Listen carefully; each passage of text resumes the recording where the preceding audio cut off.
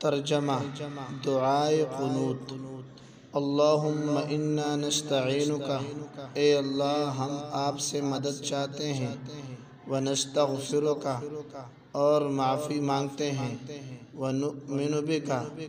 اور آپ پر ایمان رکھتے ہیں، ونتوکل علیک اور آپ پر بھروسہ رکھتے ہیں، ونثنی علیک الخیر اور آپ کی بہت اچھی تعریف کرتے ہیں، ونشکرک اور آپ کا شکر کرتے ہیں، ولا نکفرک اور آپ کی ناشکری نہیں کرتے، ونخلع اور الگ کر دیتے ہیں، ونترک